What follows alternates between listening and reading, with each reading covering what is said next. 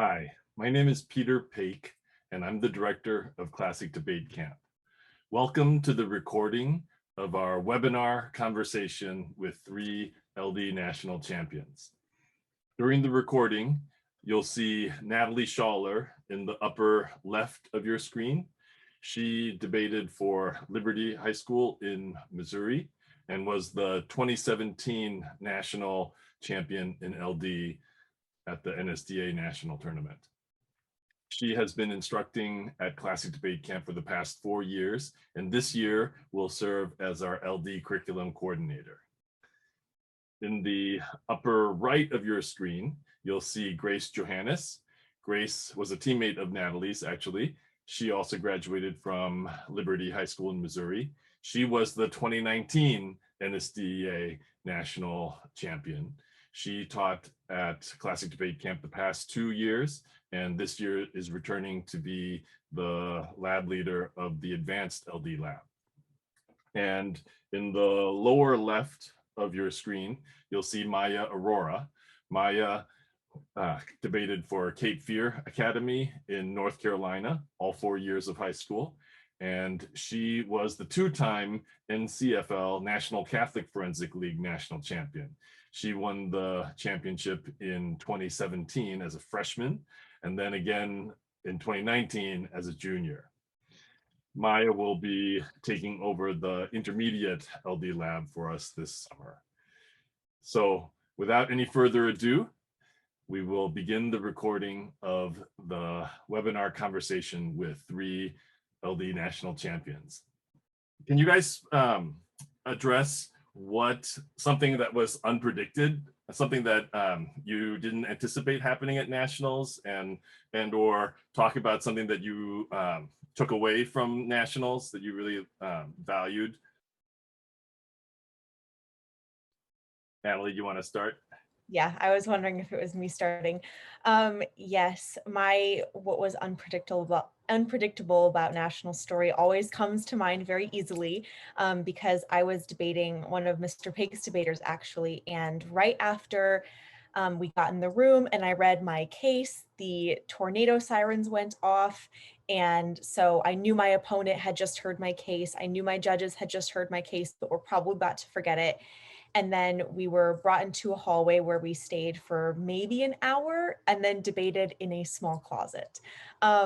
So in my head as a debater, I was a little bit, kind of freaked out because my opponent basically has an hour of unlimited prep time with access to my case in his head and probably on notes too.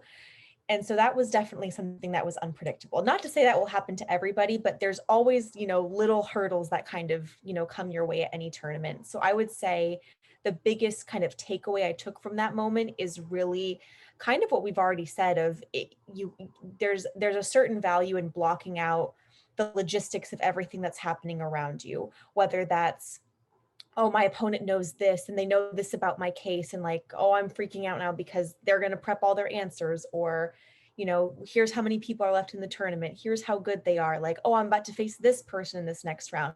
All of this stuff kind of just creates noise in your head when all you can control is the things that you can control, which is the way that you debate, the way that you adapt to your judge, the way that you represent your case. So I would say that was kind of my biggest unpredictable moment, but also takeaway is that no matter what obstacle is thrown at you, if you focus on what you can control and not about these elements that are, really completely at the whim of the universe, then I think that kind of like Maya said, helps to ground you as a debater in that moment. That was definitely one of my most memorable moments as a coach. And while Natalie may say that she was nervous, she did not look nervous at all. And we knew that it was going to be a tough round. And I don't think that Karchen, her opponent, my debater, was really thinking about her case at all, actually. But in any case, it was a very close round. We almost pulled it off, but we did lose to Natalie 2-3. And she went on to win the championship. So one of the things I say is that we lost the championship that year, but we won a champion. And I invited Natalie to come to our camp, and she started working for us that summer in 2017.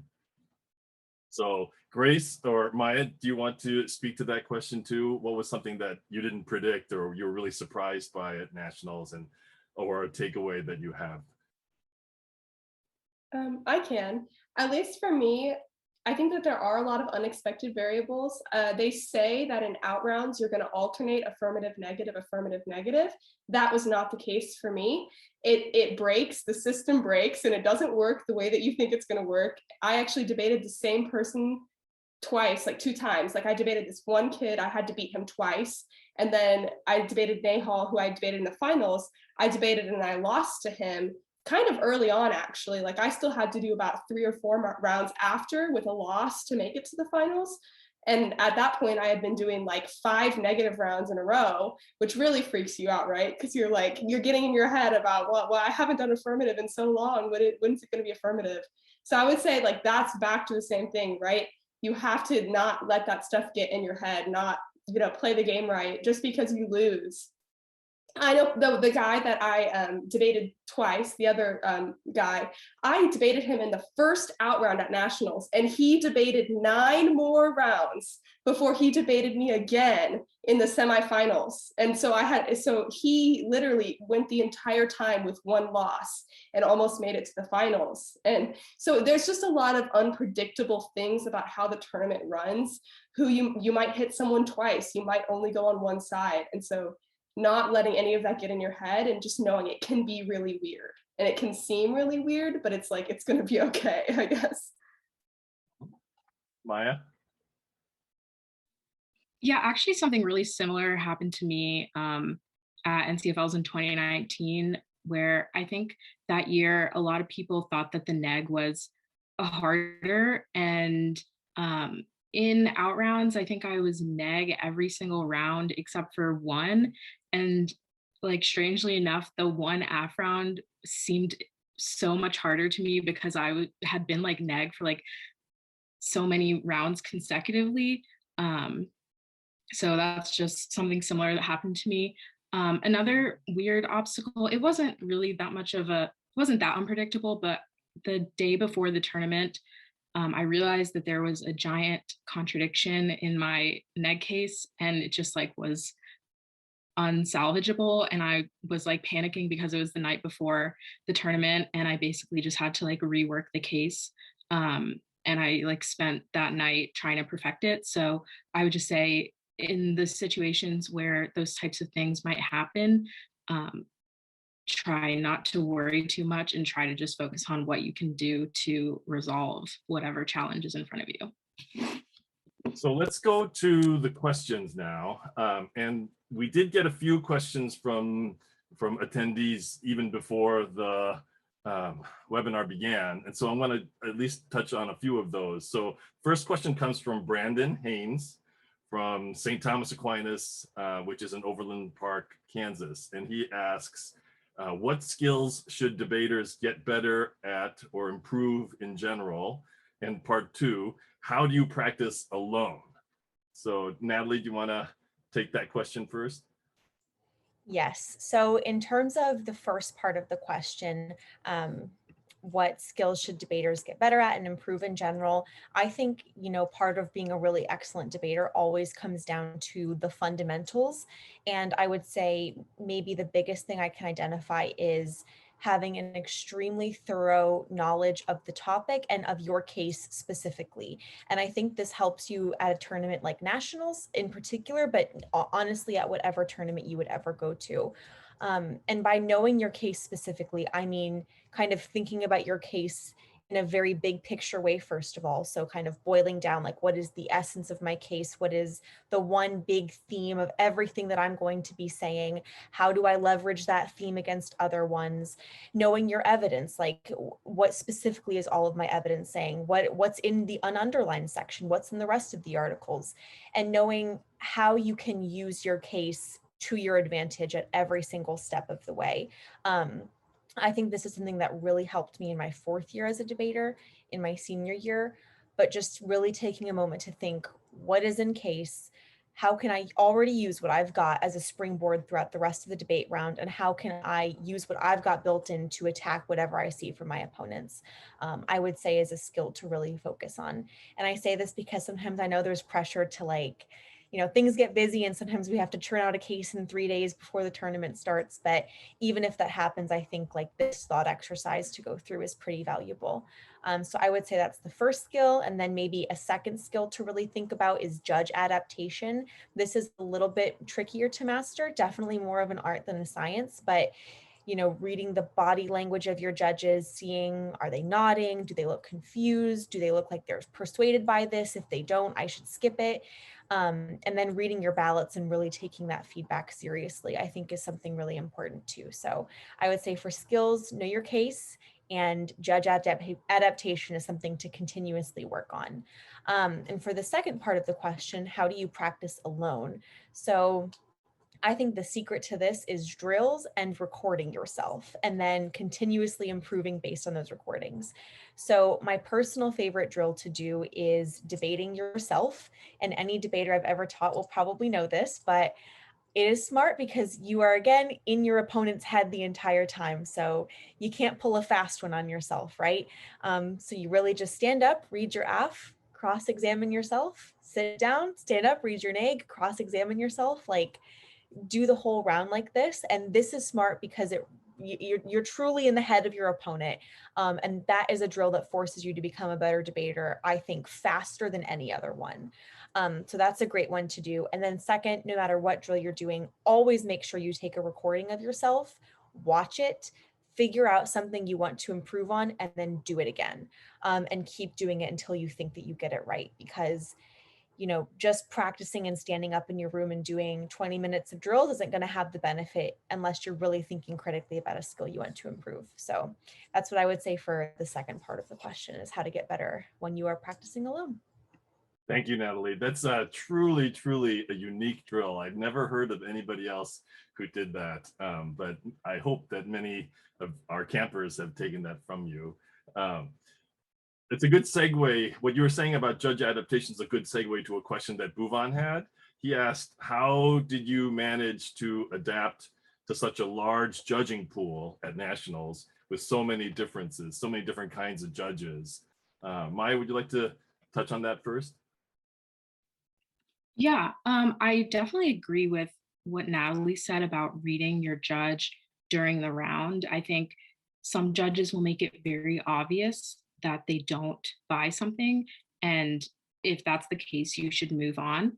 But also, I think that when writing your arguments and deciding what your strategy is before the tournament, the way I phrase it is that you should keep in mind the lowest common denominator of all the different types of judges. So in implementation, I think what that means is that I don't think it's worth it to run like a super niche argument that you think would impress like one certain type of judge if it comes at the expense of another judge who might have a harder time understanding it. And I think that this is especially true at nationals because you'll never have one judge. You'll either have 2 or 3 or 5 or more. So you can't really pick one judge and really just speak to them if it comes at the expense of another judge.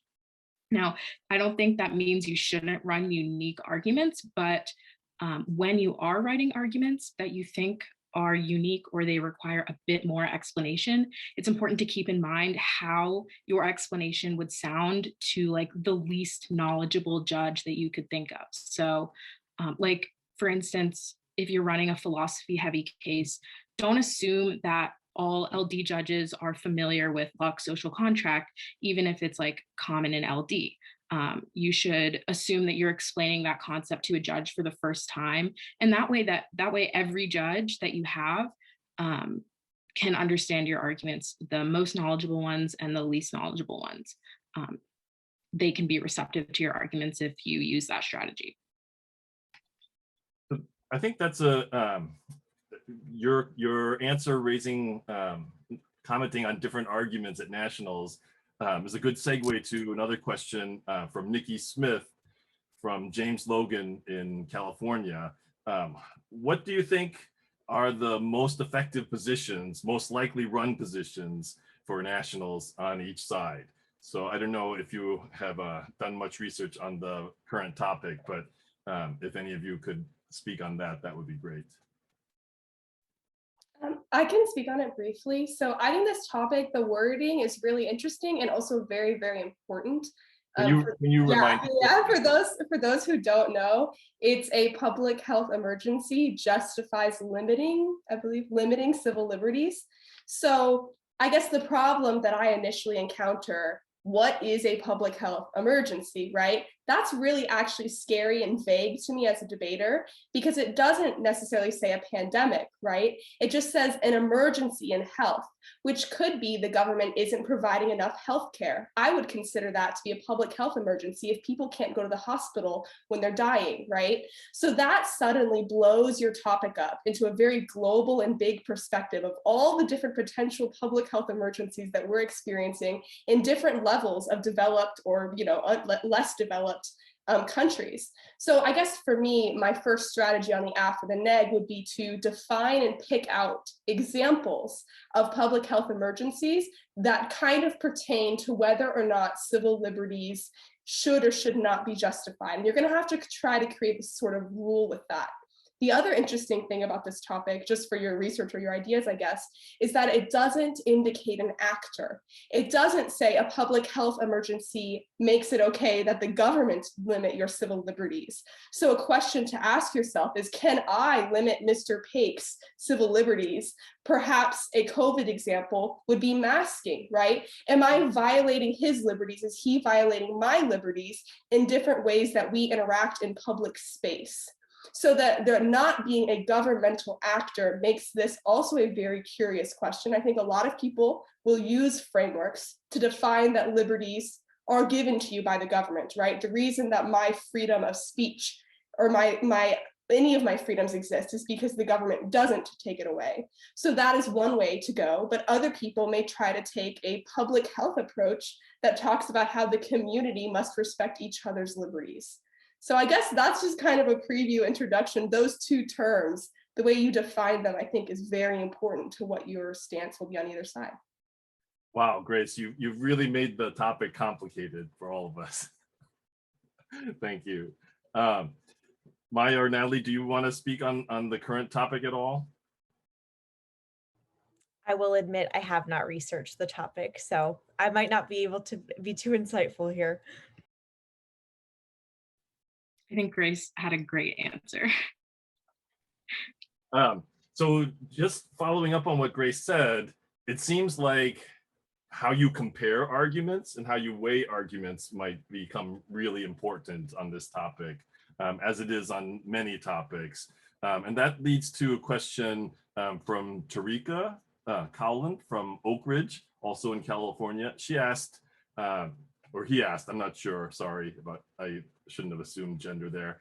Do you have any strategies you liked to use to weigh the round? What were your favorite weighing mechanisms, I guess, or how did you approach weighing as a strategy? Maya, would you like to talk on that first? Yeah, personally, my all-time favorite weighing / crystallization strategy was using overviews in your last speech. Now, with that being said, I don't think that you should do an overview just for the sake of doing an overview if you don't actually have an overview.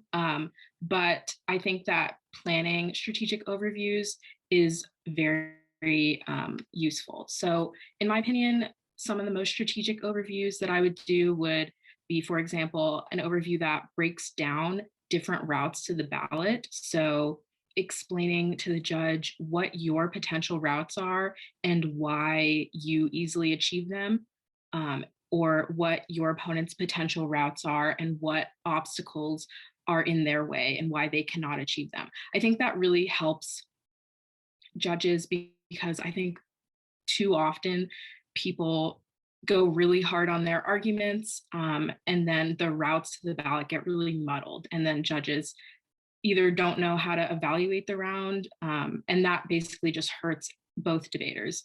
So explaining those routes really explicitly especially if your opponent doesn't explain routes explicitly, will really help you get that ballot. The second, weighing, I don't know if this is really weighing, but I think it does help with crystallization, is doing an explanation of like AF world versus neg world in terms that are non-jargony. So just like explaining what the world looks like when you vote AF or neg, and saying it really in simple terms. I think judges find that really persuasive.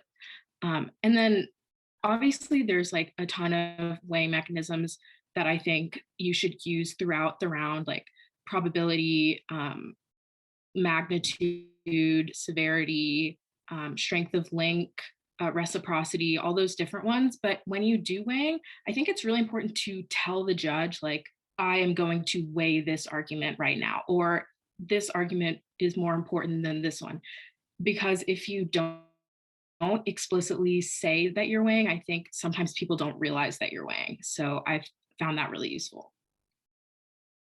That's interesting. So on the one hand, you have to be very clear about what you're doing in terms of comparing arguments. But on the other side, you recommend people avoid using too much jargon that people don't know. I think it's okay to like use some jargon when you're like talking about like probability or something. But I think if you're trying to do comparison between worlds, I think that it sometimes helps if you aren't as jargony. That makes me want to jump to one of the questions that came through in the chat, actually. This is from Selena Tang. She asked, what made you prefer lay debate, and I think she means traditional debate, what we call traditional debate, instead of circuit debate? And I guess that's an assumption for all three of you. Is that true that you do prefer traditional debate? And if so, why is that true? Grace, you want to start out? Yeah, sure. I mean, I did mostly only traditional debate. I only did a very small amount of more progressive debate. I think that you can like both, but that you need the fundamentals before you can achieve well at progressive debate. I think that my experience going against progressive debaters was that I would find at times that they weren't doing these things that I had learned in traditional debate. They weren't linking their arguments together, or they didn't necessarily have a warrant. And so I was able to, do well against progressive debaters when I identified places similarly to a traditional round where they weren't doing enough for me, right? Where the argument wasn't good enough. And so I was still able to debate well in that case. I guess the reason that I chose to do mostly traditional debate is because I think that the skills of rhetoric and the skills of presentation that you get from a slower mode of debate has translated really well. And I just enjoyed those topics more personally. Natalie, would you like to talk on that as well? Yeah, I think that Grace kind of hit the nail on the head for what I was going to say. I also did primarily traditional debate, but in the couple of progressive rounds that I had, I always felt like I was being hit with like a laundry list of warrants or cards or, whatever. But for me, it always felt like the very fundamental like question of why does that matter was always missing from those arguments. So like Grace mentioned, it never felt too complicated to push back against that if you got 7 responses on your one contention, but none of the responses told you why those mattered or why those outweighed. So I think that I kind of preferred the focus that lay debate brought on like these very fundamental skills of, make sure you have a clear claim. What is your warrant? Why does this matter? Why does this outweigh or not? And the second reason I guess I would say is honestly similar to Grace's. So I'm just repeating what she said, but I was very intimidated by spreading and in quick speaking. It really kind of scared me as a debater because I couldn't do it. And so I kind of found more comfort in traditional debate for that reason. But I would also say that it definitely just kind of helped me, like it was a skill that I was really able to take with me throughout university, is this type of like public speaking style in a slower cadence, even though I know I'm a quick speaker naturally, like focusing on that very specific style of presentation, I think was very helpful for me. I don't want this to sound like an anti-progressive debate claim though, because I think there's value in all kinds, but just for me, I preferred traditional for those reasons.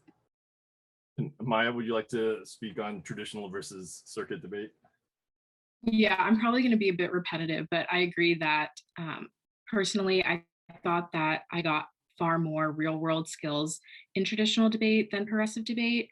Um, but also, I think an important factor for why I really prefer traditional debate was just like a matter of my own happiness. I think with going to circuit tournaments, um, the amount of work and effort and the types of rounds that occurred did not make me happy. Basically, they made me stressed and upset. So just for a matter of like just enjoying what I'm doing, I liked traditional debate much more. So I want to follow up on that. Like, what do you think it was? And Maya, you can address this, but the others can address it as well. Like, what do you think it was about progressive or circuit debate that made it less fun, made it more stressful? I mean, Natalie touched on the speed of it, but were there other elements of it too that just made it not as enjoyable as an experience? Yeah, I think one of the reasons was that on any given topic, there was so many more arguments that could arise in a round that you had to be prepared for. So it wasn't just necessarily reading the topic literature and understanding your cases and knowing how to respond to arguments in the topic. There was a lot more that you had to know and be prepared for. And I think that progressive debate teaches a lot of skills and teaches you to think on your feet and a lot of critical thinking. But at a certain point, it was too like stressful, and that the work versus the payoff was not ideal for me. Grace? Yeah, I mean, I definitely do prefer traditional debate, but I did find it interesting at least once to challenge myself because I became exposed to a different variety of arguments, right? Like on the Missouri circuit in the Missouri suburbs of Kansas City, right? I never had experienced anyone who was gonna debate with anti-Blackness or with really strong feminism cases. And so like as just a person who likes to learn and who likes to read, I found it to be an interesting intellectual challenge. I did have a hard time with some of the barriers of entry, right? I don't know how to spread. I don't really know how to listen to someone when they spread. If they aren't nice to me and they don't try to include me in the round, that was really hard for me too. So I do think that it's a balance, right? I had some really great rounds where I learned a lot about things that I never would have learned about before. And so if that's something you value in debate, then I think it's worth trying. But I guess I learned the most personally when I did traditional debate, and I felt like every person I ever went against had a fair chance against me and had equal skills as me, if that makes sense. Yeah, it does seem kind of interesting to me, like, or ironic to me that a lot of quote progressive argumentation is about liberation, about helping different groups of people to be included or to be empowered. But the style of debate itself, at least in my experience, seems to disempower a lot of traditional debaters anyway, and seems to be very exclusive of them. And so, but I don't want to comment too long on that issue. So let's turn to some of the other questions that people have been putting into the chat and also the Q&A. So Rachel Horowitz asked, do you think that your experience with public forum or policy or extemp helped you to succeed in Ligon Douglas? And if so, how? So both Natalie and Grace, you mentioned doing extemp as well. Could you speak on that? Yeah, there's a lot of different ways I think that extemp helps. I would say in general, any type of cross training with, whether it be Lincoln Douglas and anything else is generally a good intellectual exercise. I think the thing that helped me most with LD was actually policy. I never felt particularly passionately about US extemp, even though I did it for 4 years, but I was really passionate about policy. And that in particular, I think helped me learn how to navigate the world of there are 20 million arguments happening in this round. How am I going to boil all of these really big things down to a very simple narrative for my judge to understand? And how am I going to boil it down into one comprehensive narrative about, about my team, like either AF or NEG, what are we giving you?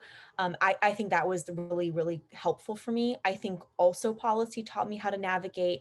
Again, if someone kind of just throws 15 cards in response to one of your contentions, and like I mentioned earlier, isn't telling you why they matter, isn't telling you why they outweigh, isn't really doing, comparison of evidence there.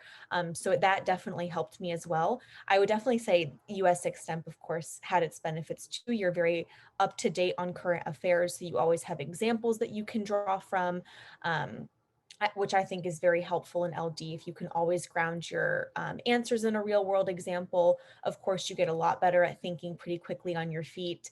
You definitely have to speak a bit slower in US Extemp because it would sound very strange if you were speeding through that speech. So it also helps you practice presentation. So maybe I take back my answer that US Extemp didn't help me as much. I just really liked policy.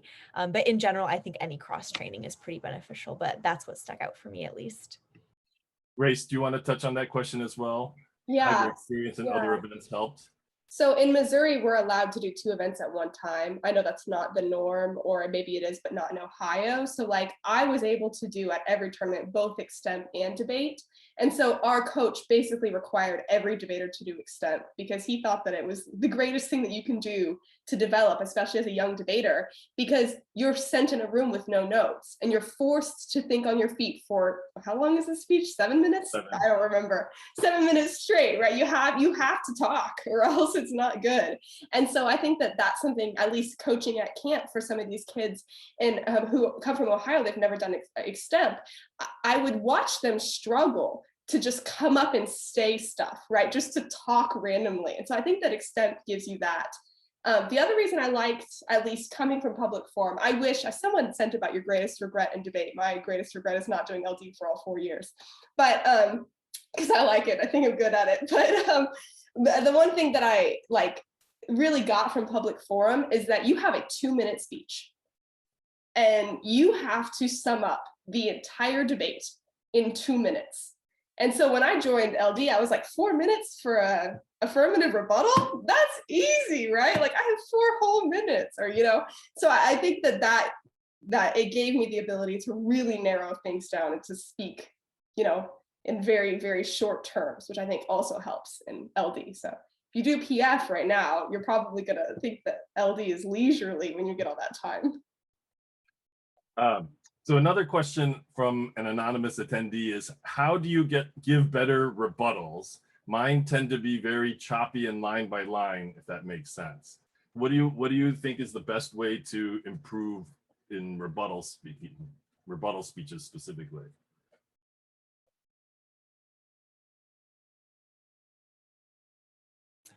I think I could maybe speak to the line by line nature and kind of choppy nature. Something that my coach really kind of forced me to think about during my senior year was, again, like I've said before, always asking the question why does this matter, and always connecting your arguments back to the bigger, what is that simple narrative of your whole case? What is the simple narrative of, the argument that you're trying to advance?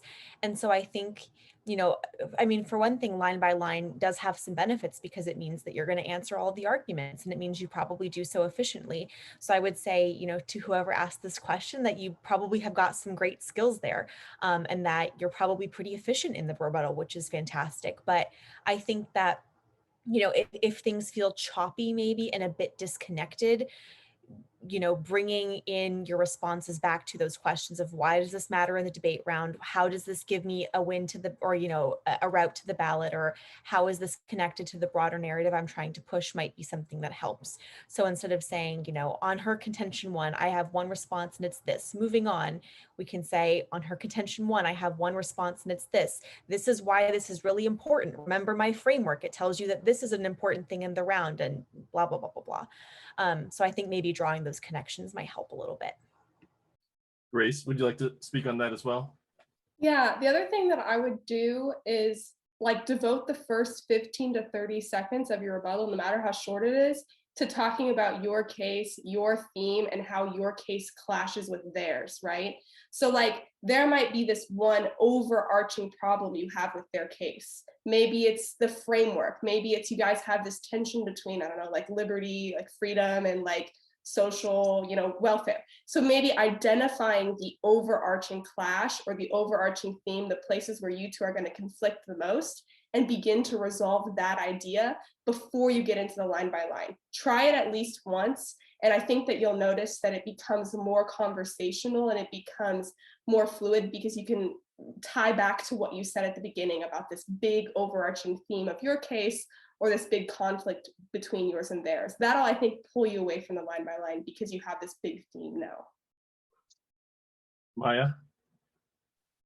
Yeah, one other thing that I think is helpful to make your speech less choppy is if you're looking at the line by line, there's probably a few places where you could group a few arguments.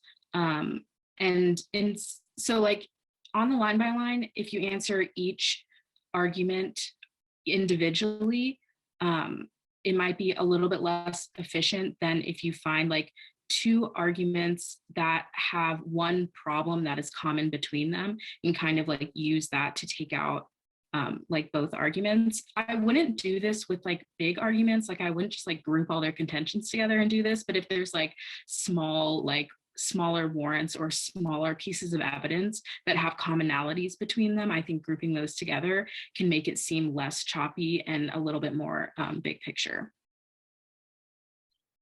So we've had a couple questions about practicing by yourself or practicing during the summer. So would any of the panelists like to speak on that? What can debaters do if they don't have a team, they're not working with the team, and they're on their own over the summer, aside from coming to camp, of course? Natalie?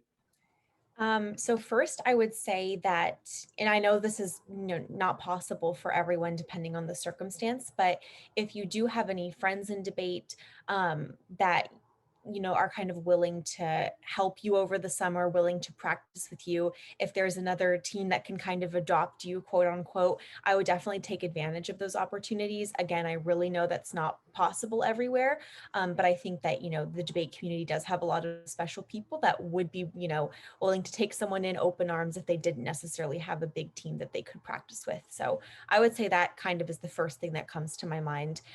The second thing, let's pretend that's completely impossible. I think that doing a critical reflection of the ballots that you've gotten in the year, identifying some really big themes in the feedback you've gotten. So if all of your judges are saying, you've got to work on framework or organization or presentation, like identify a couple of tangible skills you can work on. And then what I said earlier about doing drills, recording them, and then doing them over and over again until you get things right, I think is the best way to go. And, maybe you do have another friend in debate that you've debated before that would be willing to give you some pointers too on what they think you could have improved on. Maybe you sit down in front of your parents or a sibling or, anyone you can find at this point, and you can kind of do this exercise with them of just speaking to them, getting some feedback, and then again, recording yourself, try it over and over again. I guess, long story short is collect the feedback you can, whether that's from, non-teammates, your family, friends, or from ballots throughout the year, and then do the drills over and over again until you think you get them right. I would say that's probably my advice for that circumstance. Maya, would you like to speak on that too? Yeah, definitely. Drilling is really important when you're practicing by yourself. One drill that I found really useful when you don't have a team or you don't have other debaters to help you is reading your cases in front of your parents and having them try to flow it, and to see what's too fast, what they can't understand. If they say, I couldn't write down that evidence because you had two important things in a row and it was too fast, I think that doing your speeches and your rebuttals in front of your parents can illuminate a lot of areas that you could improve, not only in your arguments, but also your performance. So that's something that I did a lot. Grace? Yeah, I think that you can read. I think for me, you get to be a better speaker by expanding your vocabulary, and reading academic texts that are related to the topics can help that a lot. So I know the topics drop in like 2 weeks, so you can go to the library and check out a book that's generally about every single topic on the list. I doubt you'll get through them all over the summer unless you're a really intense reader, but you could do that, right? And just learn about whatever that topic is and familiarize yourself with the language, right? If the topic's about voting rights, you'll get to understand what type of vocabulary authors use. And then when you're practicing your rebuttals, like try to integrate that. And then the other thing is you can also read philosophy or more general books. I saw someone asking for a book recommendation. If you haven't read Justice by Michael Sandel, I think that's the classic LD book. It goes into the principles of justice. So if you haven't done a deep dive, if you're one of those people transitioning into LD, I'd read that book alongside maybe some topic books. And that's, I think, one way to spend the summer well. Small fun fact, our first year in 2016, we actually gave that book to every LDer who came to camp, and that was a big focus of our discussions. That year, we only had 11, so we could do that, but we've grown a lot since then. So Ella Jewell asks, would you say it's better to work on LD stuff by yourself or have a sort of conglomerate case for your team? How do you manage working with a team? Did you develop team cases at all? What did you share with your teammates and what did you not share with your teammates, if anything? Grace? At least for me, I didn't share everything that I did. I know that there are people who do that. For me, at least, if I entered a discussion with anyone, I would send them any evidence that I was bringing up in discussion, right? So if we're talking about something, obviously I'm going to send it to them. But I don't think that I would share just my whole case document with someone because I personally would work really hard on it. So I know that that's a balance. Some teams do completely share. Other people keep a little more privacy. So at least for me, I think I would share a lot of evidence and I would share all of my ideas in topic discussion. Like everybody knew what my case was.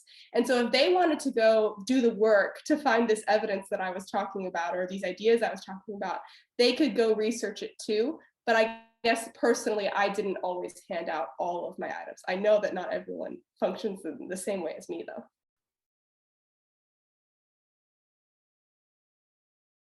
Natalie? To kind of answer the point about team questions, or not team questions, team cases, I would say, we never really had team cases on our team. People typically had their own. I don't see anything wrong with them in principle, but I feel like my advice would always be have the case that you think is the right side of the debate round. What do you think is the right argument? If you think that's something you can come up with your team in a team case, that's fantastic. If you think that's something that you should come up with independently because you don't agree with what the team case is, that's fine too. I think that's a really important thing as a debater, is to not feel the pressure to do what everyone around you is doing, but to do what you feel most comfortable with and what you think is genuinely the right answer to the affirmative or to the negative question. And in terms of sharing evidence, I always shared, basically whatever I had, but I think that's also kind of a question of what people feel most comfortable with. I think what Grace said, sharing everything in discussions with people is really important, and generally sharing evidence. I think it's a little bit trickier if you're talking about your strategy document when you have written out every single thing you could possibly say to anyone that does this, this or that. So I guess maybe the moral of the story for all of it is whatever the person feels most comfortable with and what they think is right given their circumstances, what I would recommend doing. But I say all of this having never really experienced the team cases, so maybe take it with a grain of salt if I'm missing some insight there. So here's another question that just came up. I was discouraged after my first virtual debate, where I created what I believed was a solid AF argument, but my neg wasn't too developed, and I never had the opportunity to present my affirmative argument. During the debate, I froze up and could not think of anything to refute my opponent's argument. How can I feel less nervous? How can I control my nerves during a debate round? I know it's a broad question, but I want to see how others may handle their nerves during a round. Maya, you spoke about nerves earlier. Do you want to address this question first? Yeah, the first thing that comes to mind is in terms of freezing up and having nerves because you can't think of a response to an argument. I don't know if this answer is that helpful, but personally, I did have a lot of anxiety about if something happened that I didn't know what to respond to. That made me very nervous. So the way I dealt with that was basically just prepping more before the tournament. I spent a lot of time before tournaments where I would write down so like I would have my AF case, my neg case, and I'd write down all of my AF arguments and all of my neg arguments. And then I'd write down all of the arguments that I had heard maybe other people talk about, and then all of the arguments that I had found researching. And I'd basically just like create the most comprehensive list that I could, and then go through that list and make sure that I had something to say or some evidence for any like possibility that could arise. And that helped me to not have as many nerves in round. Now, if you're in a round already and you don't have something prepared, I think that the best thing you could do if you really can't think of anything is to just go back to your own case. What is at the center of your case? What are you trying to sell to the judge? And either find a way to make that your case interact with their argument, or just weigh and talk about the importance of your case and why what you're telling them is far more important than your opponent's argument. So that might be helpful if you really can't think of any response.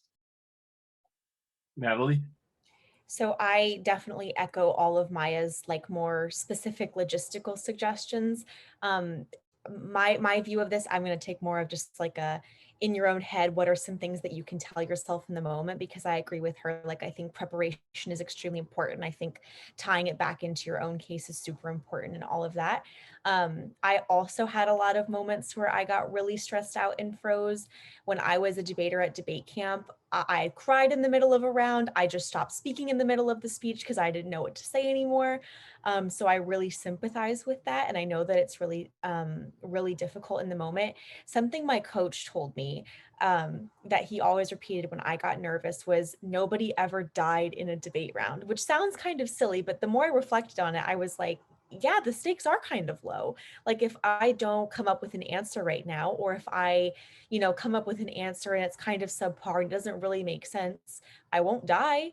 It might be weird for 20 seconds when I deliver the answer, but then the round will be over and these people are going to go home and they're going to forget about it. And so am I.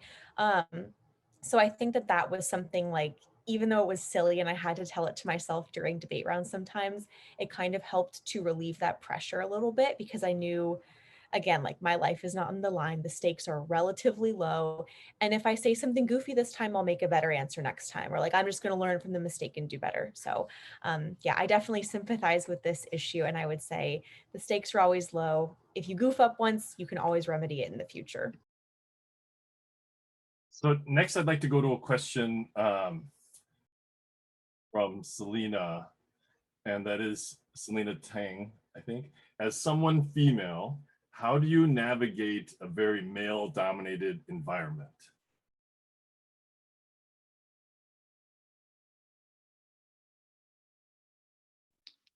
I could say something on this. I think that this is a really big question, and there's a million things that I did to kind of adapt to a male-dominated activity. But the thing that I was most conscious of, like tournament to tournament or round to round, was how I basically just thought about stereotypes about women and how I could, not trigger someone to think I was too feminine or to not go outside their mold. And I don't think this is like terrible advice. I don't want to give anyone the idea that you should change yourself too drastically, but the strategies that I used were I tried to stay as calm as possible in rounds and like not become too like exasperated, or I always wanted to look like I was level-headed to be like just as calm as the boys, because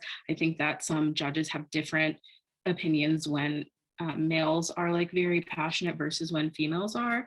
And then some things I just did was one thing I did that's really weird that helped me a lot was I always wore pants at tournaments, and it just, I think it helped me feel more confident compared to male debaters, but that's totally a preference. Grace? I guess I would try to do everything I could to just be so intimidating. Like, I just wanted everyone to be terrified of me.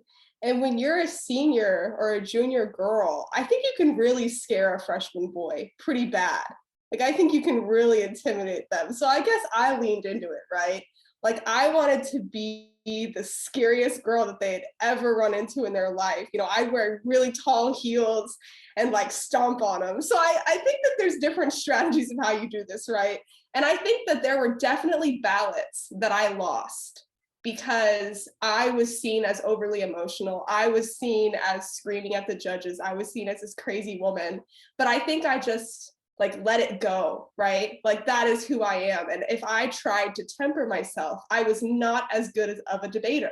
I felt that leaning into my passion, leaning into my volume, leaning into my high-pitched voice, you know, whatever it is, I just had to let it roll off my back and try to continue to improve to be a better debater. I think that debate is hard because you are judged based on the opinions of someone sitting there. And that person might be racist, that person might be sexist. You don't know who the judging pool is. You don't know where you live. If who the person that you are matters to the ballot, it shouldn't, right? It's really messed up. And that's something that's upsetting about the activity.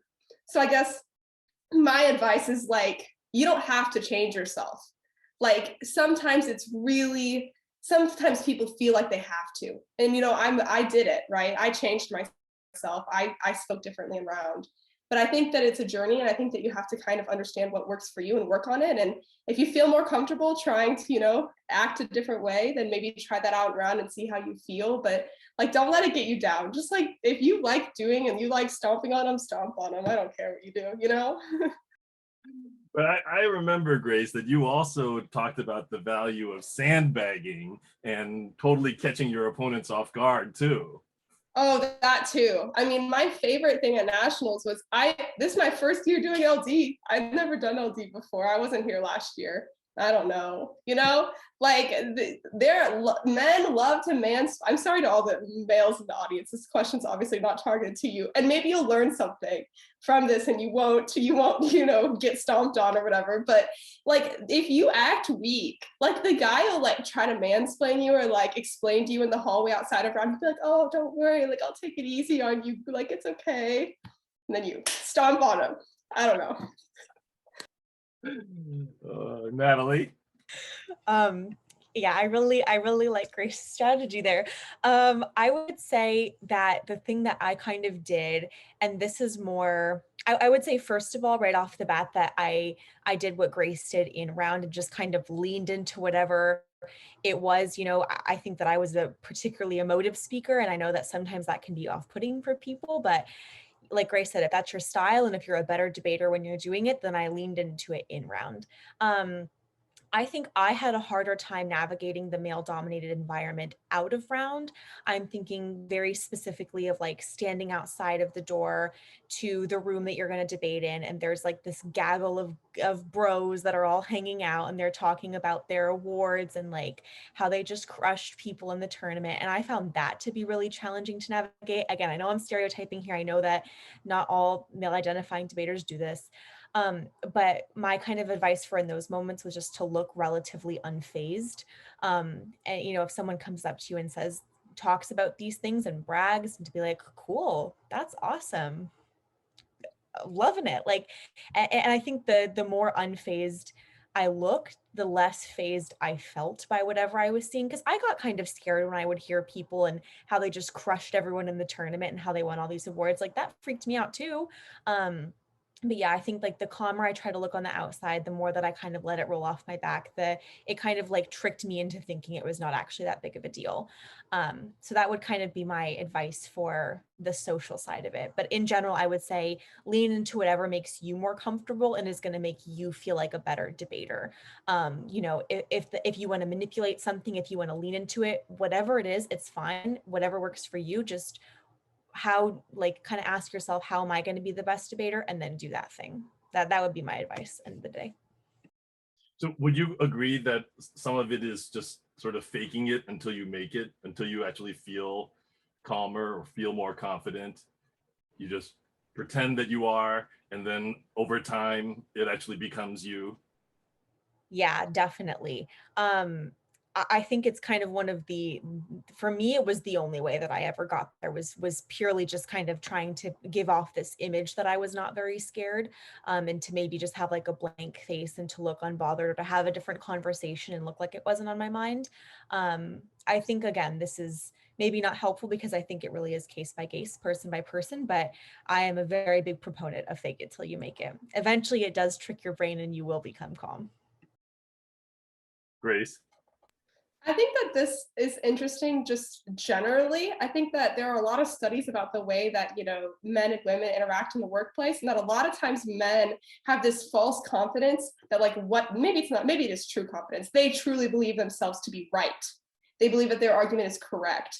Whereas a lot of times women will allow for more doubt, or they'll consider the other side's argument more, meaning that they don't go in being like, I am 100% right. I'm going to crush this kid. He doesn't know what's coming. So I think that sometimes a guy who doesn't know what he's saying, and his argument might be crap, but he's going to give this huge confidence to the judge. And the judge is going to pick up on that confidence, and they might sign the ballot for him because he gives off confidence, even if he is saying total crap. So I would say, as some girls could take on this strategy, right? And just, your case is true. It's what you've got. It's what you've worked on. Take it in the round and win with it. You are right. He is wrong, whatever it is, and that can apply no matter the gender or whatever those experiences are. Your case is right. You worked really hard on it. So just have confidence in it, lean back on it, and don't have any self-doubt. I think that will help you regardless of the gender makeup of the round. I remember when we first met Natalie at the beginning of the round that she had with Karchin, I knew from the beginning that it was going to be a tough round because she was so calm. She was more calm than any opponent that we had faced up to that point. And one of the things that Natalie does, or did when she spoke back then, she always stood perfectly still. Her body was very under control. And even if she was more emotional or more assertive in her style of speaking, her body was very calm. And just from how still her body was, that conveyed a lot of confidence and was really intimidating, actually. And I could tell that Karchin was more and more nervous as the round went, even before the tornado. So, Maya, did you want to speak on that question as well? Isn't this the same question, or did I miss something? No, it's about dealing with the male-dominated environment. Oh, yeah. So, yeah, I definitely agree with everything that was said, and I am also a big proponent of faking it till you make it. I think that also, if a judge isn't paying attention to every little thing you're saying, your level of confidence can win you the round, especially if a round is really close. If your competitor and you are both very good and you're evenly matched and you're both making good arguments and having good strategy, being more confident and just acting like you're winning can make you win. I remember at my very first tournament, I was in octos of middle school nationals, and I just got crushed. And after the round, when you're waiting for the judges to disclose, I was just sitting there with my head down, and I was I totally lost, and there's no way I'm eliminated. It was a good run, right? And then I remember something that one of my coaches told me after the round was that maybe the reason that you lost is because you looked like you lost, and maybe you would win if you just looked like you were a winner. And that is something that stuck with me for every single round that I debated since that first tournament, that after the round, I would just look up and look at the judge I definitely won that round. And if they don't really know who won, and they look at the two of you and you're sitting like smiling and you look very calm and confident, and they're looking down like maybe they lost, and they're going to think, well, she probably won because she looks like she won. So that's something that I thought about a lot in every single round that I did. There are a couple of questions related to preparing for nationals that I thought we could touch on quickly. One was, how much did you all practice before nationals? And the other was, how can a small town debater get into a nationals winning mindset? So could either of you talk, could all three, any of you talk about your preparation for nationals specifically, and how much time you put into that, and how you prepared, especially, I know that Natalie and Grace, you guys come from pretty big programs, but Maya, you came from a pretty small program. Personally, for nationals, the difference between like my normal prep and my nationals prep is that I would spend a lot more time trying to get in practice rounds, whether that be like practice rounds with other people, or just like I spent far more time drilling with myself. And the reason for that is because you don't have like other tournaments where you can go to a tournament and realize a problem with your case, or realize something that you need to figure out, and then go to the next tournament and you're better, and on, like a lot of people do with the topics during the year, because there's just one tournament and you have to kind of get it right, and you have to work out all the holes in your arguments before the tournament starts. So I think that getting in as many practice rounds as you can is really important. In terms of the question about like how to get into a nationals mindset from like a small town or a small program, I think the reason that I had confidence going into national tournaments was because of practice, not necessarily practice rounds, but just like going to tournaments and having experiences builds up your confidence. Now I know that like not everyone can go to like a ton of tournaments, but I think that as you get more experience, you learn something from every tournament that you go to and every round that you go to. And it really does build up your confidence over time, no matter if you're from a small program or a big program. You will gain confidence in yourself the more that you debate. Grace or Natalie? Go ahead. Yeah, I can go too. I would say like you get about like a month and a half or so. And so I was probably doing like 2 to 3 hours of formal practice, so with other students and a coach, and then probably up to like 4 or 5 hours independent on top of that every day. But I mean, obviously that would vary if it was a bigger day or a smaller day. So like an average 6 hours is probably what I was doing. But again, I had the privilege of having a coach, having 3 other qualifiers from my school that I also worked with. I saw another question about how much work you do during the normal season and how to balance that.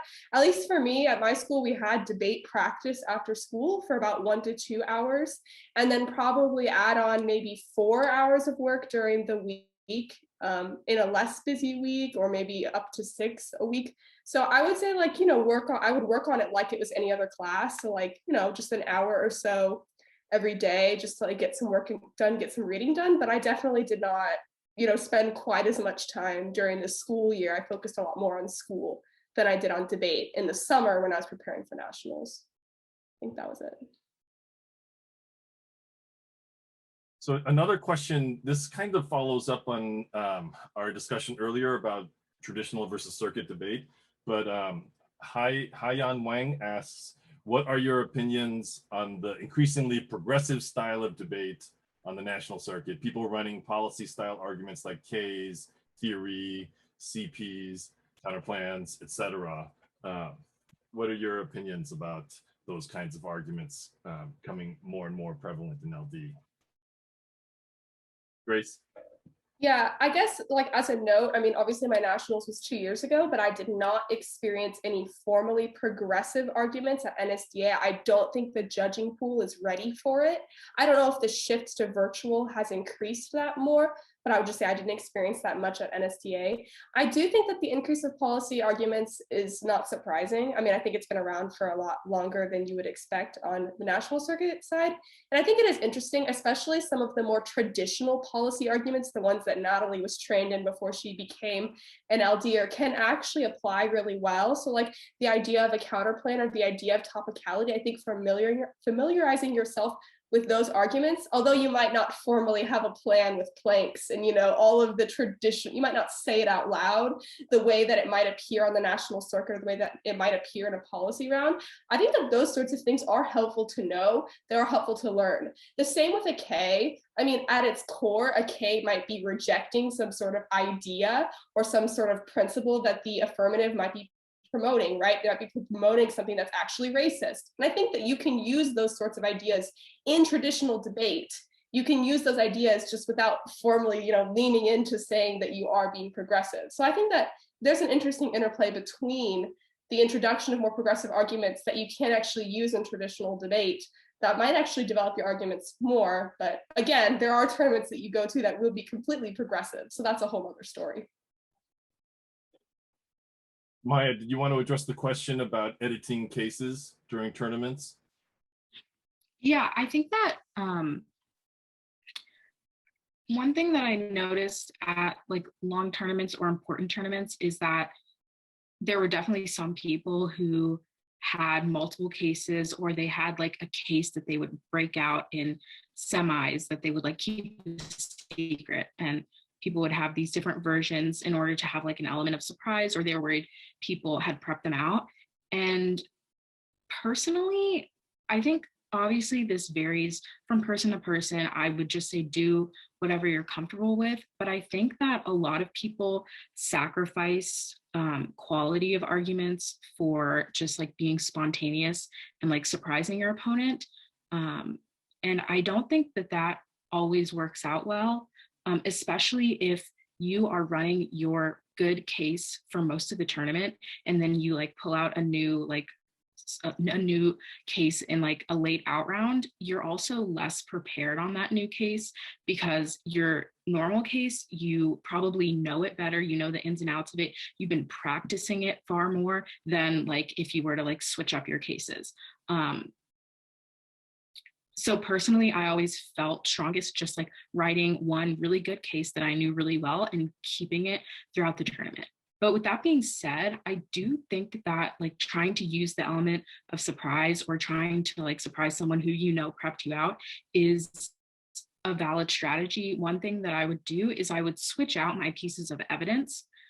So if I was uncomfortable changing my argument, or I was like, I need this argument, this is a really important argument, but I would just switch out my example. So like one time at NCFLs on the topic about like accepting refugees fleeing from oppression, one of my neg arguments, my main piece of evidence for why like you shouldn't accept every refugee was I talked about Greece and how like there was a really low quality of life. And I used that in every round. And then in like a later out round, I switched it to Italy, but I didn't change my argument. I just like changed a few small examples if I like thought that someone was going to have a response specific to one of my examples. So we only have about 10 more minutes, so maybe a couple more questions. One question from Ashley Kim is, how do you weaken arguments and find flaws in your opponent's case, especially their contentions? I guess the question is asking, like, did you have a favorite strategy for attacking opponents' cases, opponents' arguments? Grace?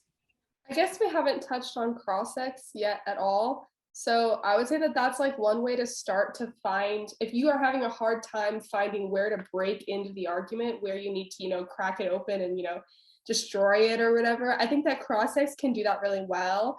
Asking the really stupid, basic questions, right?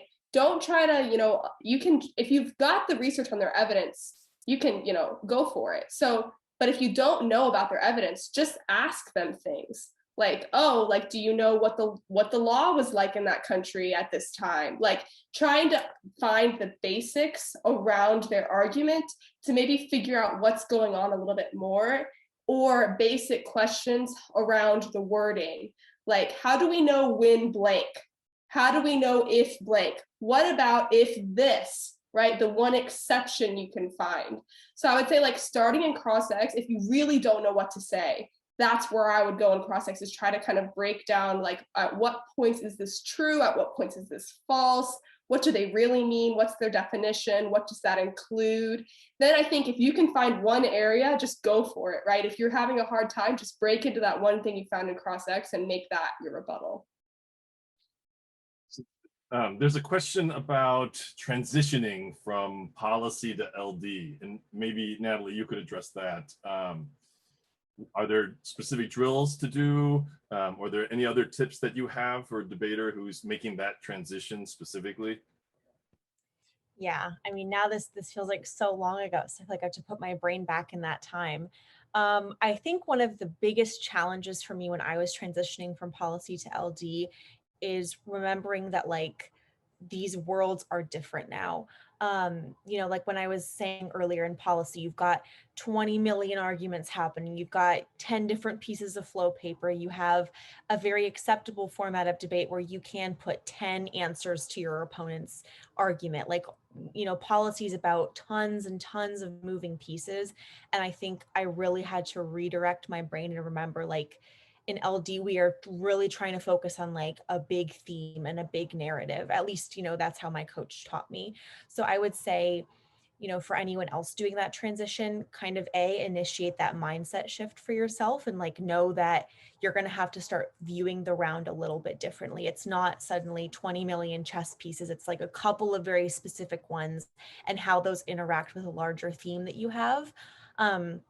And I think a second one, like in terms of drills, the best way to learn is to practice, right? So I think the sooner you can get yourself in a practice round, or the sooner you can, you know, maybe, I don't know, like even start watching LD rounds online. If you don't have anyone to readily practice with, is probably the best way to begin starting that transition. Once you start it, I think it's easier than you think it's going to be. It's just kind of those beginning stages. So I would say, yeah, start thinking about the rounds differently, do practice rounds as early as possible.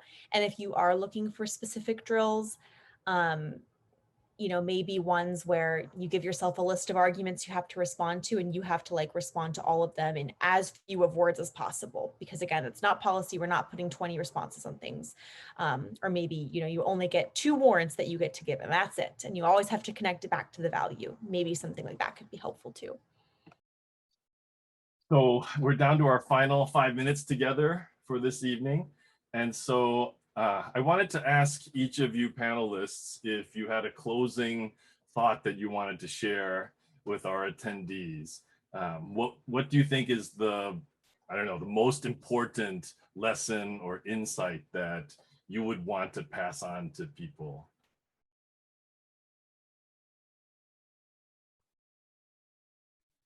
I can say something. So one really important lesson that I might be lacking. Can you guys hear me? Yeah, go ahead. Okay. I think a really important lesson that I learned is that hard work pays off, even if it doesn't always pay off. And what I mean by that is a lot of people get discouraged if they work really hard and they don't get the results that they want at a tournament. And I know that happened to me a lot. But for every tournament where you work really hard and everything turns out the way you want it to, there's 3 more tournaments where you work really hard and things didn't turn out the way you want them to.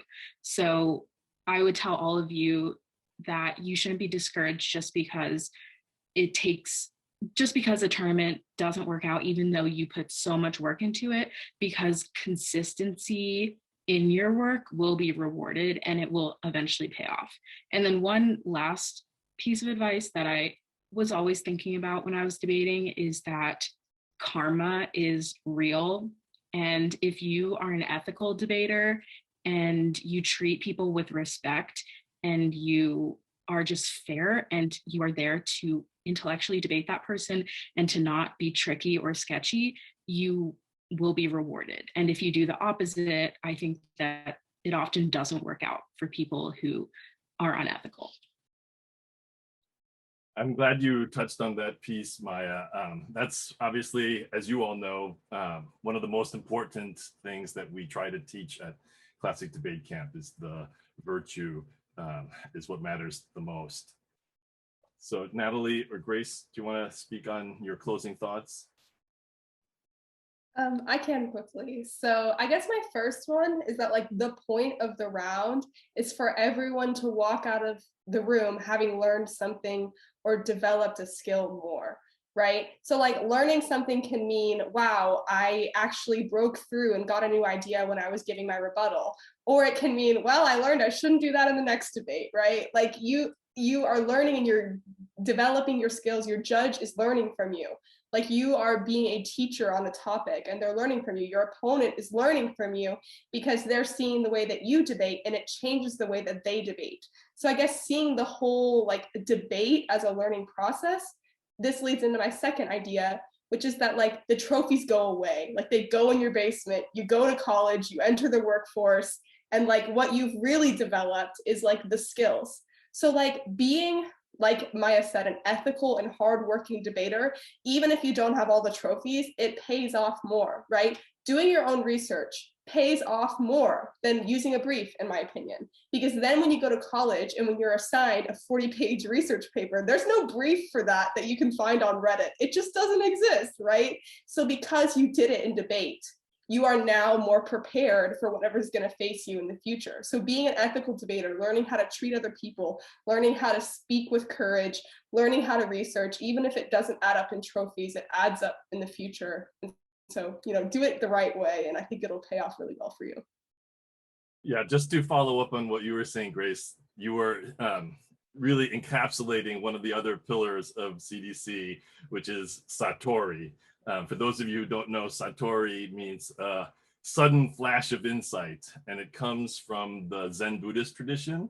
And it's one of the things that we really try to teach our campers to pursue in every round, is to try to have that moment of learning, of awakening to whether it's the topic or your own skills as a debater or the opponent or anything else. Your aim in every round should be to walk away with learning something, as Grace said. So, Natalie? Yes. So first, I really must reiterate that point of like the trophies will go away. All of this will be put in your basement one day. But like if you remember these skills that you're learning and how they're going to translate to the rest of your life, because I think about this all the time. So that's not my closing remark, just something I have to echo. I would say I've got two things that come to mind. The first, and I touched on this earlier a little bit, is to always focus on what you can control, because no debate round or tournament or even event in your life for that matter is always going to go off without a hitch. Obstacles happen, things come up, things get stressful, there's pressure. But so many of these things are things that are outside of your control. You cannot control who your opponent is. You cannot control who the judge is. You cannot control if your round is 45 minutes late. You can't control if another team, gets access to your case and preps it out. These are things that you can't control, but what you can do, what you have a stake in, is how you debate once you walk into that room and the door closes. And I think that if the more you're able to tell yourself that, the more you really will help to ground yourself. And this is true for debate and in life. And the second, and I will be so cheesy here, is to really focus on just remembering to take a step back and have a good time and to enjoy yourself and to enjoy the people that you're with. In hindsight, I was such a stressed out debater and I was always panicked. And even at tournaments, like I wouldn't always hang out with teammates if I was like really having a lot of anxiety. But now in hindsight, 5 years later, I really, really, really wish I would have just taken more moments to soak it all up and to enjoy it, because this is one of the only times in your life you're going to be on a team, or even if you're not with a team, with friends from all over your state, and doing this activity. So take a step back and just enjoy it and remember to have fun. I know that's cheesy, but it really is true. And that would be my closing remark, I suppose. And to pick up on that, on what Natalie is saying, I think the best thing that you can take away from debate are your relationships, are your friendships. and definitely make the time to develop them through nationals, through your debate practices, wherever you're doing debate. See it as an opportunity to make new friends or to get closer to the friends that you have. I want to answer one question that came from Ashley Kim as a way to close. How do you not let losses and not breaking get to your head, especially if debate is super important to you? And I think our panelists have definitely addressed that too. But what I'd like to say on that is, losses definitely are disappointing and frustrating and painful. As a coach, I definitely have felt frustrated when my debaters have lost, and I empathize with their frustration when they lose. But on the other side, I always tell my debaters that losing is actually more valuable than winning. Sure, winning is more fun, and that's what you aim to do as a debater. That's how you measure your success in wins and losses to a large extent. But what really matters, to go back to what Grace says, is that you learn. And you can almost always learn more from your losses than you can from your wins. So if you change your mindset about losses and see them as opportunities to get better, then you can stop being afraid of them. And as soon as you stop being afraid to lose, I think you'll probably debate more effectively when you know that you've done your best, and whether you win or lose is just in the judge's hands, and is not necessarily a reflection on you at all. But in any case, it is an opportunity for you to grow and for you to learn. So I would say, try to shift your mindset toward losses and don't be afraid of them at all. There's nothing to be afraid of losing a debate round. So in closing, I want to say thank you. Thank you, Natalie, Grace, and Maya. I really enjoyed listening to all your answers, and I'm sure that our audience has enjoyed listening to you as well and learned a lot from you as well. Thank you also to all of our attendees. Thank you for your thoughtful questions. And it was really apparent that you all were listening closely to our panelists, and also that you really care about debate, and that's great to see. We wish you the best of luck at nationals, those of you who are going to be competing there. And those of you, obviously, most of you will be going on to compete next season. So we wish you best of luck next year. If you do have any questions about Classic Debate Camp, please do email me. classicdebatecamp@gmail.com is my email, is our email. And we would love to work with you in person at Miami University in July. We open camp July 10th. So there's plenty of time to register if you're interested. So thank you again, both to the panelists and to our attendees, and enjoy the rest of your evening.